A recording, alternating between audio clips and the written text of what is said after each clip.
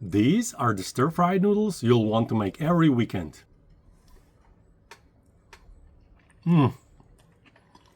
Delicious. Try them.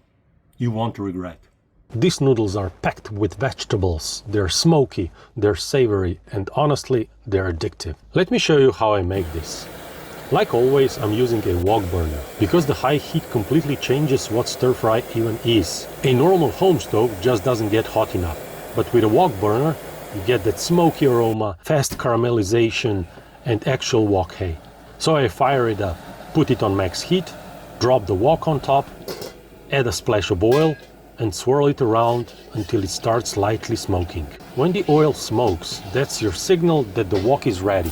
Now, I'm not showing the cutting in this video, but all the veggies you see here need to be sliced thinly or into small bite-sized pieces so they cook quickly without turning soggy. I'm using red bell pepper here, green bell pepper, thinly sliced carrots, sliced onions, and zucchini. And because I'm cooking for a family of 5, the amount of vegetables is pretty big. We actually prefer vegetable-heavy noodles, nothing worse than a giant bowl of plain noodles with only 3 pieces of vegetables floating around.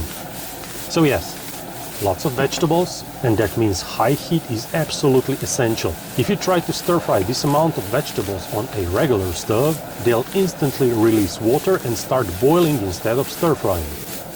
That's how you end up with soft, mushy veggies and zero wok flavor. So once these vegetables hit the wok, it's essential not to lower the heat.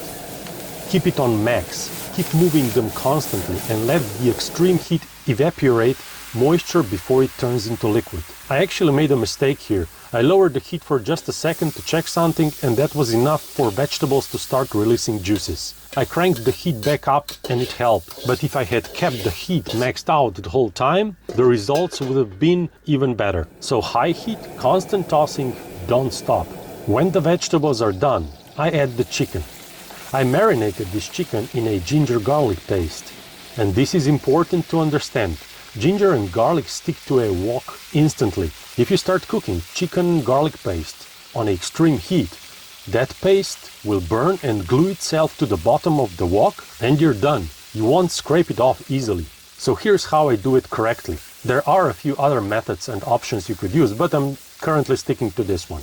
When cooking chicken that's been mixed with ginger and garlic, start with medium heat. Let the chicken develop a layer on the bottom. Use your spatula and gently scrape under it as it cooks.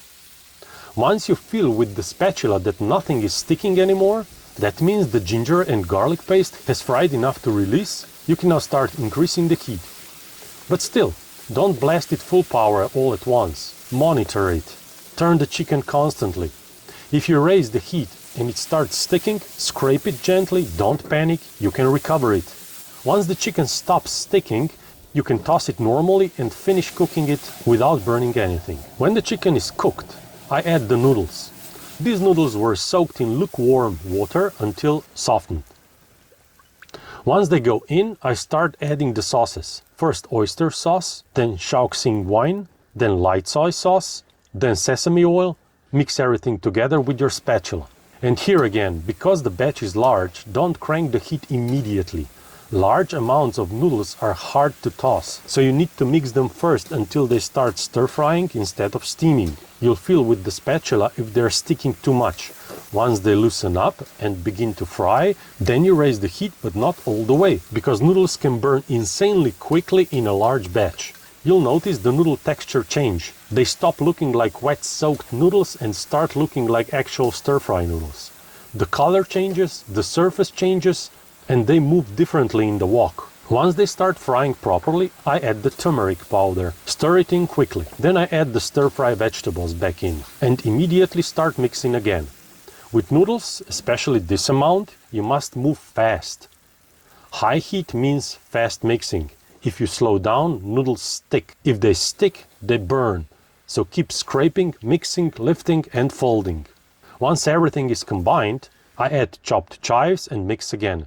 Before finishing, I add a bit of dark soy sauce for color and extra flavor, and a splash of light soy sauce because they needed a little more salt. And all the wok hay that I built while cooking the vegetables, and the chicken, the smokiness, the char, the aroma, All of that gets absorbed into the noodles.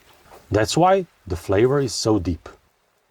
Give everything one last mix, make sure nothing is sticking, and that's it. The noodles are done. Smoky, savory, full of vegetables, full of flavor.